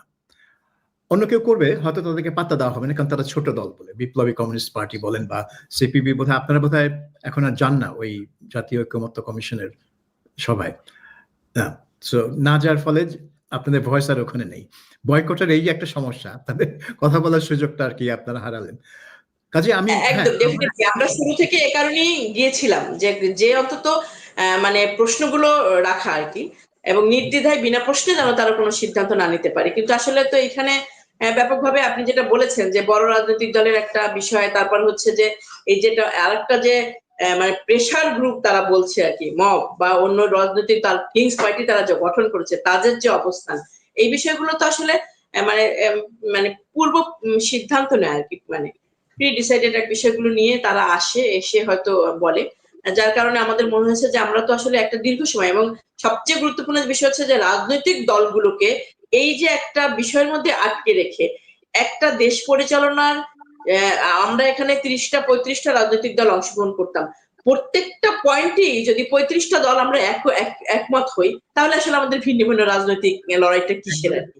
এই যে জায়গাটা নিয়ে আসার একটা চেষ্টা করছিল, আমাদের মনে হচ্ছিল যে এই চেষ্টাটা একটা দৃঢ়সন্ধি আছে আর কি, সেই জায়গায় আমরা খুব সুস্পষ্ট করে, এবং আমরা জামাতে ইসলামের সাথে অফিসিয়ালি বাংলাদেশের কোনো অফিসিয়াল ডকুমেন্টে একত্রিত হতে চাই না, এই কথাটা আমরা বলে এসেছি, মানে স্বাক্ষর করে। সুলতানার মূল প্রশ্ন আমি ফিরে যাই, এই বিএনপি এবং মুক্তিযুদ্ধ। একটা জিনিস পরিষ্কার যে বিএনপি জানে যে তাদের দলের যে মূল যেটা, যে জিয়াউর রহমানের সৃষ্টি দল এবং জিয়াউর রহমানের উত্থানের কারণটা কি, সেটা তো মুক্তিযুদ্ধের সাথে সম্পৃক্ত। সে তো ওই স্বাধীন বাংলা বেতার কেন্দ্র, তারপরে সেক্টর কমান্ডার, তারপরে জেড ফোর্স কমান্ডার, তার অস্তিত্ব, তার রাজনৈতিক পরিচয়, তার যে লেজিটিমেসি, সেটাই তো মুক্তিযুদ্ধের সাথে। তো সেটা তো তারা ডিসওন করতে পারে না। তো বিএনপির জন্য খুবই জরুরি যে মুক্তিযুদ্ধ যেন কোনো, মুক্তিযুদ্ধের ইতিহাস, তার চেতনা যাতে কোনোভাবেই নষ্ট না করা হয়, এটা বিএনপির নিজের অস্তিত্বের জন্য প্রয়োজন, শুধু আওয়ামী লীগ না। আওয়ামী লীগ যে ভুলটা করেছে, তারা বিএনপিকে একটা মুক্তিযুদ্ধ বিরোধী শক্তি হিসেবে দাঁড় করানোর চেষ্টা করেছে, এবং এটার ফলে হয়ে গেছে কি, সবাই মনে করে যে যেই মুক্তিযুদ্ধের পক্ষে সেই আওয়ামী লীগের, যেটা আর কি আওয়ামী লীগের বড় ভুল, একটা বাইনারি সৃষ্টি করেছে যে হয় তুমি আমার পক্ষে, নয় তুমি মুক্তিযুদ্ধের বিপক্ষে। That is not the case. মুক্তিযুদ্ধ করেছে সবাই মিলে, শুধু আওয়ামী লীগের তো করে নাই, কিন্তু যুদ্ধের পরে যে যার জায়গায় চলে গেছে এবং তাদের রাজনীতি যে যেভাবে করছে। সো আমি মনে করি যে বিএনপি নিজের স্বার্থে, নিজের অস্তিত্বের জন্যই মুক্তিযুদ্ধকে উপর অনেক বেশি জোর দিবে। তাহলে তার কেমন করে ফজলুর রহমানের উপর তার সদস্য পদ স্থগিত করলো, একটা ব্যবস্থা নিল কিভাবে? এখন ফজলুর রহমানের সাথে তাদের কি সম্পর্ক আমি জানি না, কিন্তু ফজলুর রহমানের বিরুদ্ধে যেহেতু একটা ক্যাম্পেইন চলছিল, আমার মনে হয় তারা একটু এখানে কি বলবো, সাহসের অভাব দেখিয়েছে। রাজনৈতিক নেতাদের যে সাহসটা দেখাতে হয়, যে এক ধরনের মবটা ছিল সোশ্যাল মিডিয়া, সেই চাপে তারা অতি স্বীকার করেছে। হয়তো ছাত্র দল থেকে বলা হয়েছে যে এই ফজলুকে নিয়ে এত কথাবার্তা হচ্ছে, আমরা এটাকে সামলাতে পারছি না, তোমরা একটা কিছু করো, যে সে একটা মানে মানে আমাদের নীতির বাইরে গিয়ে কথা বলছে। এখন এখানে তো ফজলুর রহমান শুধু মুক্তিযুদ্ধের পক্ষে কথা বলছিলেন না, তাদের ইয়েটা হচ্ছিল ফজলুর রহমান নানা বিষয়ে কথা বলছিলেন, যেগুলো অনেকগুলো বিএনপির হয়তো পার্টির নীতির বিরুদ্ধে। বিএনপি এক ধরনের কাজ করার চেষ্টা করছে, ফজলুর রহমান সাহেব অন্য দিকে চলে যাচ্ছিলেন, সেজন্য একটা অ্যাকশন নিতে তারা বাধ্য হয়েছে। তবে এখানে পার্টি লিডারশিপের একটু সাহসের অভাব ছিল বলে আমার মনে হয়। জি, লুনানুর, মানে বাংলাদেশে বাম রাজনীতিগুলোর সমস্যাটা কি? তারা কি কোনোদিনও ক্ষমতায় যাওয়ার স্বপ্ন দেখে না আর কি? তারা শুধু পিছন থেকে একটা সাইড দল হিসেবে থাকার চিন্তা করে কিনা, একটি প্রশ্ন। দ্বিতীয় প্রশ্ন হচ্ছে গিয়ে, মানে প্রশ্নটি আসার সঙ্গত কারণ হচ্ছে, দেখুন, তারা কখনোই ঐক্যবদ্ধ থাকতে পারে না, এমনকি নিজেদের দলের ভেতরেও তারা মানে দুইজন মিলে দুইটা দল, দুইটা বাম ধারা। এমনকি এই যে ডাকসু নির্বাচন কত ক্রিটিক্যাল, এবারের নির্বাচনটা, অনেকেই অভিযোগ করছেন শিবিরকে এইবার ডাকসুর নির্বাচনে বিজয়ী প্যানেল হিসেবে নিয়ে আসার জন্যই তড়িঘড়ি করে এই নির্বাচনটি দেয়া হয়েছে, এরকম একটা অভিযোগ আছে। সেই প্রেক্ষিতেও আমরা দেখলাম যে ছাত্র ইউনিয়ন কিংবা বাম দলগুলো একটি মাত্র প্যানেল দিতে পারলো না, তারা ভেঙে ডিফারেন্ট প্যানেল। কারণটা কি? সংকটটি কোথায় আপনাদের? প্রথমত হচ্ছে একটি বিষয়, বাংলাদেশে কেন বাম রাজনৈতিক সংগঠনগুলো আমরা শ্রীলঙ্কার মতো বা নেপালের মতো জনগণের সাথে লড়াইয়ের থেকেও সামনের দিকে যেতে পারি না, সেটি একটি আলোচনা। সেই আলোচনা করার আগে আমি আপনার প্রশ্নের একটু বাঁকাভাবে একটা অন্য উত্তর দিই। বুর্জোয়া দলও কিন্তু অনেকগুলো, তাই না? বুর্জোয়া মতাদর্শের দল বা পুঁজিবাদ যে দল বলবো আমরা, বা গণতন্ত্রের মানে বলে, সেই দলও কিন্তু অনেকগুলো। বাম দলকে আপনারা কেন একটা দল বানাবেন? বাম দলকে যদি একটা দল বানান, তাহলে বিএনপি আওয়ামী লীগ জাতীয় পার্টি একটা দল কেন না হচ্ছে? লুনানুর বলে কুতর্ক। হ্যাঁ, ওই বুর্জোয়া দলগুলোর সমর্থকের সংখ্যা অনেক বেশি। সবচেয়ে ছোট দলটিরও সমর্থক সংখ্যা আপনার সবচেয়ে বড় দলের চেয়ে বেশি, তাই না? যারা সমর্থকরা দল বানায় না, প্রথমত হচ্ছে সমর্থকরা দল বানায় না। হ্যাঁ, আপনার দল ভেঙে 5 জন যে একটা দল বানায় সেটার সমর্থক তৈরি হয়, সমর্থকরা কিন্তু ভিন্ন দল বানায় না, এটা একটা বিষয়। না এই যে যাই একটা মানে মনস্তত্ত্ব আমাদের যে সব বাম দল সব আপনাদের বাম দল একটা দল হবে আর ডান দল অসংখ্য থাকবে, এই জায়গাটা থেকে আমাদেরকে বেরিয়ে আসতে হবে। রাজনৈতিক মতাদর্শে বিএনপি বিশ্বায়নের পক্ষে মুক্তবাজারের পক্ষে একটা দল, আওয়ামী লীগ বিশ্বায়নের পক্ষে মুক্তবাজারের পক্ষে একটা দল, জাতীয় পার্টি একটা সেই পর কিন্তু ভিন্ন ভিন্ন দল কিন্তু, ঠিক আছে। আবার ইসলামী দলগুলো দেখেন আরো বেশি। তো বাম দলগুলোকে আপনারা যাদেরকে বলেন আর কি আমরা সমাজতন্ত্রমুখী যারা লড়াই করি বা সাম্যবাদের লড়াই করি, আমাদেরও রণকৌশল রণনীতিতে ভিন্নতা রয়েছে, সেটা কিন্তু আমরা আমাদের একটা জিনিসকে আপনাকে একটা মাথায় রাখতে হবে যে আমার শত্রু সবাই একত্রিত। আপনাকে একটা জিনিস একটু মানে আমি 2 মিনিট ডিটেলে যদি বলতে দেন, সেটা হচ্ছে যে আওয়ামী লীগ যদি যখন ক্ষমতায় যাবে, আমেরিকার সাথে আওয়ামী লীগের সম্পর্ক কি হবে একটু কয়ের 1, 2, 3 হতে পারে। ভারতের সাথে সম্পর্ক কি হবে মানে 19-20 হতে পারে। বিএনপি যখন ক্ষমতায় যাবে সেম কিন্তু আমেরিকার সাথে তার ক্ষমতা কি হবে কয়ের 1, 2, 3, 4 হবে, 18-19 হবে এরকম। বাংলাদেশের কলকারখানাগুলো কিভাবে চলবে সেটা হচ্ছে এইভাবে পিপিএসসির মাধ্যমে, পাবলিক মানে পিপল, এই যে গভর্নমেন্টের যে এখন যে সিস্টেম সেইভাবে চলবে, বা অথবা একদম প্রাইভেট হয়ে যাবে। পুঁজিবাজারে এইভাবে ব্যক্তিগত বিনিয়োগ হবে, শিক্ষার এভাবে বাণিজ্যিকীকরণ চলতে থাকবে, টাকা দিয়ে আপনার চিকিৎসাটা কিনতে হবে। এরা যখন যাবে ক্ষমতায় সবার ক্ষেত্রে কিন্তু এরকম যাবে। এর বিপরীতে বামপন্থীরা যখন ক্ষমতায় যাবে তখন তার পররাষ্ট্র নীতি পাল্টে যাবে, সাম্রাজ্যবাদের সাথে তার সম্পর্ক পাল্টে যাবে, তার সামরিক নীতি পাল্টে যাবে। সে নিশ্চয়ই মানে একটা সামরিক গঠন করবে না, বাহিনী গঠন করবে না, তার শিক্ষানীতি পাল্টে যাবে, তার হচ্ছে স্বাস্থ্যনীতি পাল্টে যাবে। এবং সেই প্রত্যেকটা বিষয় হচ্ছে এই যে রাজনৈতিক দলগুলো বলেন এবং এই যে ব্যবসায়িক শ্রেণী বলেন, এই যে আমলা বলেন, এই যে আমাদের প্রশাসন ব্যবস্থা বলেন, তাদের বিপরীতে যাবে। যার কারণে হয় কি জানেন, বাম দলগুলো একদিকে আর তার সকল শক্তি আর একদিকে। আমাদের লড়াইটা এজন্য অনেক বেশি করতে হয় অন্যদের সাথে। এর বাইরে আর একটা উপরন্ত বিষয় হচ্ছে, সেটা হচ্ছে যে এরকম বাংলাদেশের মতো একটা গণ অভ্যুত্থান শ্রীলঙ্কায় হয়ে গেল, বা নেপালে যেটা হলো যে পার্লামেন্টে যদিও দুটি কমিউনিস্ট পার্টি ছিল, বামপন্থী দল ছিল, পার্লামেন্টে অনাস্থার মধ্যে দিয়ে সিপিএন ইউএমএল ক্ষমতায় আসলো। সেটা হলো বাংলাদেশে এটা সম্ভব না কেন?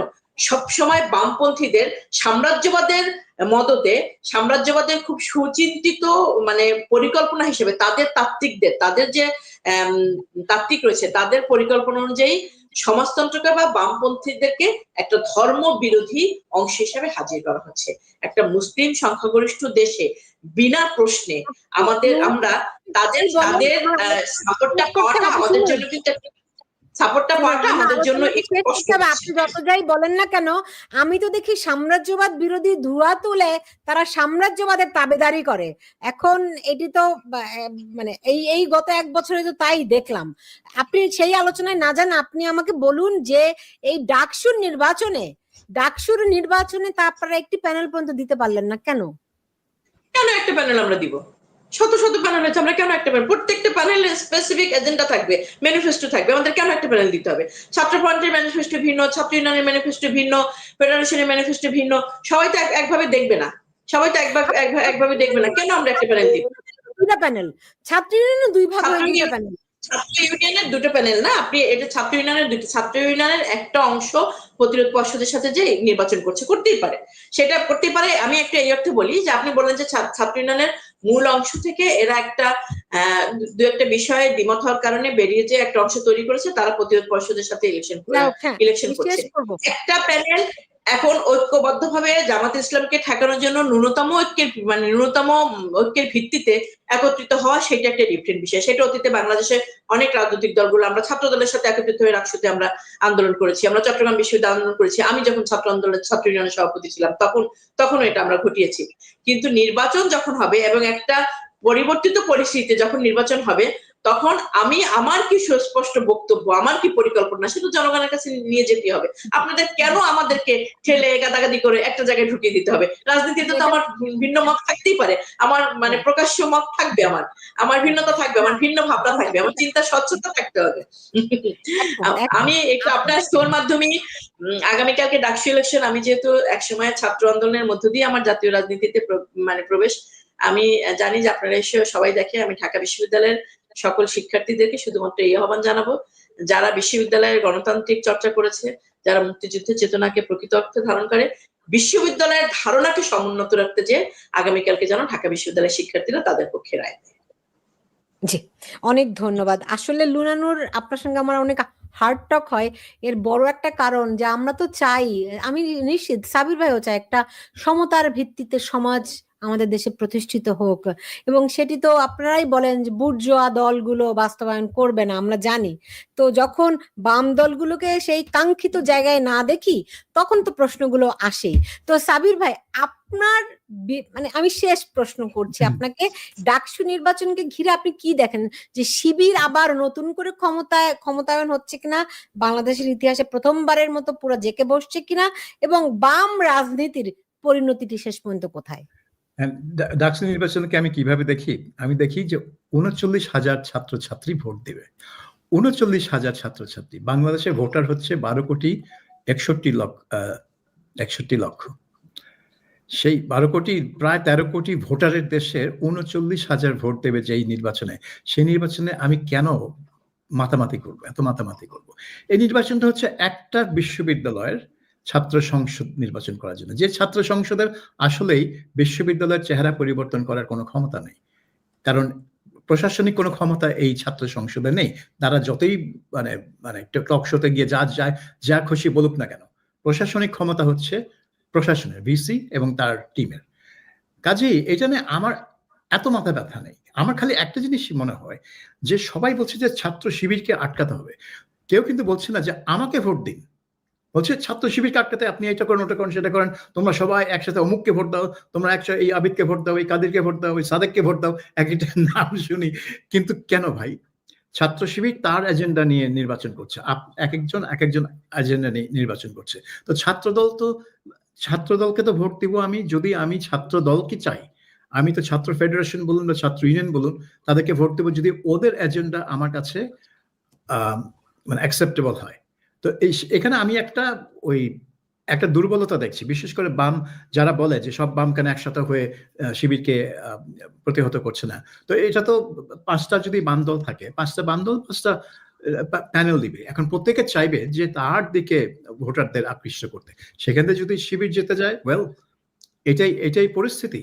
যেরকম ব্রিটেনে এখন অনেকে বলছে যে জেরেমি করবিন সে একটা বামপন্থী দল লঞ্চ করবে, ইয়োর পার্টি এখন নাম, ওটার নাম চেঞ্জ হবে।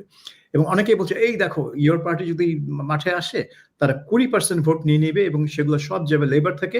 এর ফলে এই উগ্র ডানপন্থী নাজিল ফারাজের রিফর্ম পার্টি জয়ী হয়ে যাবে। অর্থাৎ জেরেমি করবিনের দোষ রিফর্ম পার্টি জয়ের জন্য, কিন্তু আসলে তো তার দোষ না, আসলে তো হচ্ছে ব্রিটিশ সিস্টেমের দোষ। তারাই এই রিফর্ম পার্টির উত্থানের জন্য রাস্তা করে দিয়েছে। তো ছাত্র শিবির যদি আজকে ঢাকা বিশ্ববিদ্যালয়ে ডাকসু জেতার অবস্থানে থাকে, তাহলে সেই উত্থানের জায়গাটা কে সৃষ্টি করেছে? কারণ ঢাকা বিশ্ববিদ্যালয়ের ইতিহাসে ছাত্র শিবির মুখ দেখাতে পারেনি, ডাকসু জয়ের তো পরের কথা। তাহলে এই অবস্থা কিভাবে সৃষ্টি হয়েছে? কে এই অবস্থা সৃষ্টি করার রাস্তা করে দিচ্ছে? কে গত ১ দশক ২ দশক ধরে ওখানে কোনো ছাত্র রাজনীতি হতে দেয়নি, মানে তাদের দখলদারিত্বের জন্য? এই প্রশ্নগুলোর জবাব তো বামপন্থীদের কাছ থেকে জিজ্ঞেস করতে হবে না, এই প্রশ্ন করতে হবে আপনার ছাত্রলীগ এবং আওয়ামী লীগের কাছে। কারণ তারাই গত ১৫ বছর এই ক্যাম্পাস দখল করে বসেছিল এবং কোনো সুস্থ ছাত্র রাজনীতি গড়ে উঠতে দেয়নি। যদি গড়ে উঠতে দিত, আজকে কি এই আলোচনা হতো যে ছাত্র শিবিরকে আটকানোর জন্য ওর একটা অ্যালায়েন্স দরকার, ওর ভোট তাকে দিন? না, এটা হতো না, কারণ ছাত্র রাজনীতি তার মতো এগিয়ে যেত। আর এটা হলো একটা। আরেকটা হচ্ছে যে এগেইন ইয়েস, ঢাকা ইউনিভার্সিটি খুবই ইম্পর্টেন্ট একটা প্রতিষ্ঠান বাংলাদেশের, এটা কোনো সন্দেহ নেই। এবং ঢাকা ইউনিভার্সিটি থেকেই অনেক আন্দোলনের সৃষ্টি। 69, 71 মুক্তিযুদ্ধের একটা বিরাট ভূমিকায় ঢাকা বিশ্ববিদ্যালয়ের 90 আন্দোলন এবং 2024 আন্দোলন সবই বুঝলাম, কিন্তু স্টিল তারপরও এটা একটা ইউনিভার্সিটি। বাংলাদেশে পাবলিক ইউনিভার্সিটি হয়তো ৩০-৪০টা আছে, প্রাইভেট ইউনিভার্সিটি প্রায় ১০০ খানেক আছে। হ্যাঁ, লাখ লাখ ছাত্র কিন্তু এর মধ্যে ইনভলভ না। কাজেই এটাকে একেবারে মানে কার জানি বক্তব্য শুনলাম যে এই নির্বাচনকে যেভাবে প্রচার দেওয়া হচ্ছে পত্রপত্রিকা দেখে মনে হচ্ছে যে আমেরিকার প্রেসিডেন্ট নির্বাচন হচ্ছে। হ্যাঁ, তো এটা ঘটনাটা সেরকমই। এখন অনেকে মনে করে যে ঢাকা ইউনিভার্সিটিতে যে জিতবে, কিন্তু সাবির ভাই একটা জিনিস, মানে আমি যদি ভুল না হয়ে থাকি, আমার মনে হয় 89-এ সর্বশেষ, মানে আমার যতদূর মনে পড়ে ডাকসু ইলেকশন হলো 89-এ। 90 সেখানে রোকেয়া হলের শিক্ষার্থী মেয়েদের উপর অনেক হামলা টামলা হয়েছিল, তখন আমি ছোট, but still I can remember that. Then তো নির্বাচন হলো আওয়ামী লীগের আমলি, ডাকসু নির্বাচন, এর মাঝখানে তো কোনো নির্বাচন হয়নি, হয়েছে কি? 89-এ সুলতান মনসুর আর মোশতাক হোসেন, 90-তে আমানুল্লাহ আমান আর খায়রুল কবির খোকন। So Right. 90 election, হ্যাঁ। তারপরে আর কোনো নির্বাচন হয়নি। তারপরে তো আওয়ামী লীগ আমলি নির্বাচন হলো। হ্যাঁ, কিন্তু ওই তাহলে নির্বাচন- কেমন করে বলছেন যে আওয়ামী লীগ নির্বাচন দেয়নি? আওয়ামী লীগের আমলটা ছিল 15 বছর লম্বা, নির্বাচন হয়েছে একটা, তার মানে 14 বছর আপনারা নির্বাচন করতে দেননি। ধরেন তার আগে ধরেন এরশাদের আমল তো পতন হলোই, খালেদা জিয়ার 2 টার্ম গেল, তারও তো নির্বাচন দেয়নি। হ্যাঁ, খালেদা জিয়ার টার্মের নির্বাচন হয়নি, শেখ হাসিনার প্রথম টার্মের নির্বাচন হয়নি, Right. তারপর খালেদা জিয়ার সেকেন্ড টার্মের নির্বাচন হয়নি, এবং শেখ আমি হাসিনার একটু পর এখানে একটু সার্ভের সাথে একটু যুক্ত করতে চাই, সরি, মানে সেটা হচ্ছে শুধু নির্বাচন দেওয়ার তো বিষয় না, রাজনীতিটাকে তো আসলে মতাদর্শের মধ্যে রাখেনি, আদর্শের মধ্যে রাখেনি। এই যে আজকে ছাত্রলীগ করতো যে ছেলেগুলা বেরিয়ে গেল ছাত্র শিবির করছে, এরা দীর্ঘদিন ধরে ছাত্রলীগের সাথে ছিল, আপনি তো এদেরকে পরিবর্তনই করতে পারলেন না। এরা তো আপনার ছত্রছায়া থেকে তার সংগঠনকে বৃদ্ধি করেছে। এর কারণ কি? কারণ হচ্ছে যে সংগঠনের মধ্যেও তারা এক ধরনের দুর্বৃত্তায়ন ঢুকিয়ে দিয়েছিল। আপনি ডাকসু ইলেকশন বা জাকসু ইলেকশন কেন, আপনি ছাত্রলীগের কোন কাউন্সিল অধিবেশনে ভোটাভুটি হয়েছে, উদ্বোধনী অনুষ্ঠান হয়েছে, শেখ হাসিনা এসে বক্তৃতা দিয়ে চলে গেছেন, তারপরে বিভিন্ন গোয়েন্দা সংস্থার ইয়ের ভিত্তিতে কখনো কখনো শোনা যায় টাকার বিনিময়ে গণভবন থেকে কমিটি ঘোষণা করা হয়েছে। তো ছাত্রদের রাজনীতি করার বা নিজেকে যোগ্য করে তোলার, নিজেকে আদর্শের পরীক্ষায় পরীক্ষিত করে তোলার সেই পরিস্থিতিটাই তো ছিল না। সেখানে ডাকসু ইলেকশন তো দূরের কথা, নিজের দলের মধ্যেই সেই গণতন্ত্রের চর্চাটা ছিল না, যার কারণে আজকে সাদিক এতদিন ধরে ক্যাম্পাসে থেকে ছাত্রদের সাথে সম্পর্ক তৈরি করেছে, ছাত্রলীগের সাথে থেকে এখন সে ছাত্র শিবিরের হয়ে নির্বাচন করছে। এই যে একটা ভয়াবহ ক্ষতি হয়েছে। জি লুনা, বুঝতে পেরেছি লুনা নূর। এখন মনে করেন ছাত্রলীগকে বাদ রেখে যে নির্বাচনটি হচ্ছে, সেই নির্বাচনের কি ফল আসবে সাবির মুস্তাফা? এখন ব্যাপার হচ্ছে যে একটা দল যদি বাদ থাকে, তাহলে হ্যাঁ আপনি বলতে পারেন যে এই দলের একটা অনেক সমর্থক আছে, কিন্তু এবং তাদেরকে আমরা বঞ্চিত করছি। কিন্তু আপনি যখন দেখবেন যে ঢাকা ইউনিভার্সিটিতে ক্যাম্পেইন যেভাবে হচ্ছে, সেখানে ছাত্রলীগ বাদ পড়লে আদৌ ছাত্র সমাজের খুব ক্ষতি হবে বলে আমার তো মনে হচ্ছে না। যেটা হবে, যদি জাতীয় নির্বাচনে আওয়ামী লীগ অংশগ্রহণ না করে, তাহলে লাখ লাখ মানুষ যারা এখনো আওয়ামী লীগ সাপোর্ট করে, হয়তো কোটায় আছে, তারা বঞ্চিত হবে, কিন্তু সেটা অন্য ব্যাপার। কিন্তু ছাত্র সমাজের মধ্যে আমি মনে করি না যে ছাত্রলীগের অনুপস্থিতি ছাত্র সমাজের জন্য আদৌ ক্ষতিকর এই নির্বাচনে। হয়তো ছাত্রলীগের কোনো এক সময় আত্মশুদ্ধির মাধ্যমে ফিরে আসতে হবে, কিন্তু এই মুহূর্তে কেউ চায় আমার মনে হয় না। জি, প্রথমত হচ্ছে একটা বিষয়, মানে এই জিনিসটা কখনোই আমি একটু ভাবছিলাম যে এই যে বিষয়টা, মানে এই যে নিষিদ্ধ করার এই প্রক্রিয়াটার সাথে আমি একমত না। আগেই বলেছি আমাদের দলের পক্ষ থেকেও আমরা একমত না নির্বাহী আদেশে এইভাবে নিষিদ্ধ করা। আইনি প্রক্রিয়ার মধ্য দিয়ে সে যে সন্ত্রাস এতদিন করেছে বা এই আন্দোলন চলাকালীন সময় যেটা করেছে, সেটা আপনাকে শুধুমাত্র একটা জিনিস আমি একটু মনে করিয়ে দিতে চাই। আজকে বিশ্ববিদ্যালয়ের ছাত্রদেরকে যদি বলেন যে তারা মানে ইসলামী দলের দিকে ঝুঁকছে বা হচ্ছে, এই বিশ্ববিদ্যালয়ে যারা ভর্তি হচ্ছে আর কি, তারা বিশ্ববিদ্যালয়ে ভর্তি হওয়ার আগ পর্যন্ত উচ্চ মাধ্যমিক লেভেল পর্যন্ত যে শিক্ষাটা পেয়ে আসছে আর কি, সেই শিক্ষাটা কওমি মাদ্রাসা এখানে বিশ্ববিদ্যালয়ে ভর্তি হচ্ছে, এবং মাহফুজ আলম থেকে শুরু করে সবাই শোনা যাচ্ছে যে তারা কওমি মাদ্রাসা ছাত্র, সেখান থেকে এসেছে, সেখান থেকে তারা স্টাডি সাইকেল পরিচালনা করে বিশ্ববিদ্যালয়কে এইভাবে তৈরি করছে। ছাত্রলীগ কিন্তু ছাত্রলীগের না থাকার কারণে যে ক্ষতিটা হতে পারে, যে একটা অসাম্প্রদায়িক শক্তি উঠে দাঁড়াতে পারে, একটা মানে মুক্তিযুদ্ধের বিরোধী শক্তি জামাত ইসলাম সেই শিবির সেটা উঠে দাঁড়াতে পারে। ছাত্রলীগ কিন্তু গত 16 বছরে এই আন্দোলন করেনি। শিক্ষাকে সাম্প্রদায়িকীকরণ করা হয়েছে, হেফাজতের 13 দফার স্মারকলিপি পাওয়ার পরের দিন পাঠ্যপুস্তক পরিবর্তন করে দেওয়া হলো। ছাত্রলীগ কিন্তু একদিনও সেটার দাবিতে নামেনি। ঢাকা বিশ্ববিদ্যালয়ের ছাত্ররা বিভিন্ন প্ল্যাটফর্মে এটার দাবিতে আন্দোলন করেছে, সাংস্কৃতিক সংগঠনগুলো করেছে। ছাত্রলীগ কিন্তু তার আদর্শের জায়গা থেকে একটা অসাম্প্রদায়িক সংগঠন হিসেবে যেভাবে তৈরি হয়েছিল, সেই লড়াইটা এই গত 16 বছরে একদিনের জন্য করেনি। বিশ্ববিদ্যালয়ের সহাবস্থান তো ছিলই না, সেটা আসলে বিএনপির সময়ও ছিল না, কিন্তু উপরন্তু এই যে মানে হত্যাকাণ্ডগুলো ঘটেছে বা একটা গণতান্ত্রিক পরিস্থিতি হয়েছে, প্রশাসনের উপর একটা চাপ হয়েছে, সেই কারণে অভাবটা ঠিক মানে তৈরি হচ্ছে না, বা থাকলে একটা বড় ধরনের গুণগত পরিবর্তন হবে সেই জায়গাটাও আসলে আমরা বলতে পারছি না।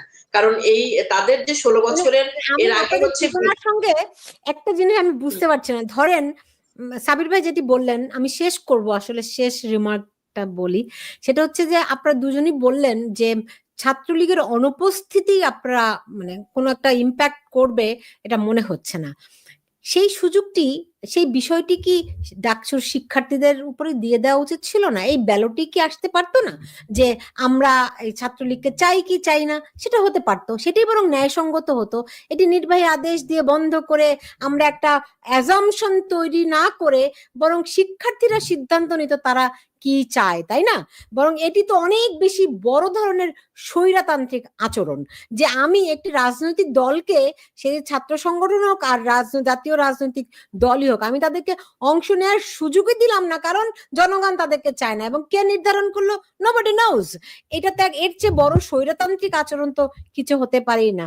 ওয়ারাজ আমরা সবাই কম বেশি জানি যে এই দলের অনেক বড় সংখ্যক সমর্থক রয়েছে, তাদেরকে আমরা বঞ্চিত করলাম নিজেদের গায়ের জোরে। আমার মনে হয় এর ফলাফল ভবিষ্যতে খুব বেশি ভালো কিছু হবে বলে আমার মনে হয় না। তারপরও আমরা তো আশা নিয়েই বেঁচে থাকি। সাবির মুস্তাফা এবং লুনানুর, আপনাদের দুজনকে অনেক ধন্যবাদ জানাচ্ছি আমার সঙ্গে যুক্ত হওয়ার জন্য। আপনাদের শেষ কিছু বলার থাকলে খুব ছোট্ট করে বলতেও পারেন।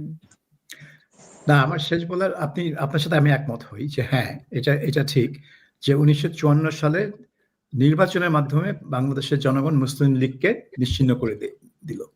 কাজেই যারা ছাত্রলীগকে নিশ্চিহ্ন দেখতে চায় তাদের উচিত ছিল ছাত্রলীগকে নির্বাচন করতে দেওয়া, তাহলে ঢাকা ইউনিভার্সিটি বা অন্যান্য ইউনিভার্সিটির ছাত্র এই ভোট দিয়ে ছাত্রলীগকে নিশ্চিহ্ন করে দিবে। Same goes for national election, যে আওয়ামী লীগকে যদি নিশ্চিহ্ন করতে চান তাকে ব্যালট বাক্সের মাধ্যমে নিশ্চিহ্ন করতে হবে। ওই নির্বাহী আদেশ দিয়ে আপনি আওয়ামী লীগকে নিশ্চিহ্ন করতে পারবেন না। কাজেই এটা সরকারের একটা বিচক্ষণতার বিষয় যে সে কতটা বিচক্ষণ। আওয়ামী লীগও আমার মনে হয় চায় না যে এই ইলেকশনে সেই অংশগ্রহণ করুক, কারণ অংশগ্রহণ করা তার জন্য খুবই ডিফিকাল্ট হবে এই নির্বাচনে। কিন্তু সরকার আর কি তাকে একটা সুবিধা করে দিয়েছে, তাকে নির্বাচন থেকে বাদ দিয়ে তাকে একটা বলেছে যে এখন তুমি একটা ভিকটিম হিসেবে নিজেকে জাহির করতে পারো যে আমাকে ভিকটিমাইজ করা হয়েছে। তবে হ্যাঁ, আমার মনে হয় যে প্রথমত হচ্ছে একটা বিষয় আপনাকে প্রেক্ষিতটা একটু মাথায় রাখতে হবে। মানে বিষয়টা যদি আমরা মিস ইন্টারপ্রেট না করি, সেটি হচ্ছে যে এখন আমরা যদি বলি যে সকল দলকে সমানভাবে আমাদের সময় মানে সুযোগ দেওয়া উচিত, সেই ক্ষেত্রে কিন্তু একই দাবি নিয়ে ছাত্র শিবিরও আসে। কিন্তু আমাদের জায়গাটা খুব সুস্পষ্ট, ছাত্র শিবির ইসলামী ছাত্র সংঘের ধারাবাহিকতা, বাংলাদেশ রাষ্ট্রের সাথে তার যে বিরোধিতা, সেখানে বাংলাদেশের রাজনীতি করার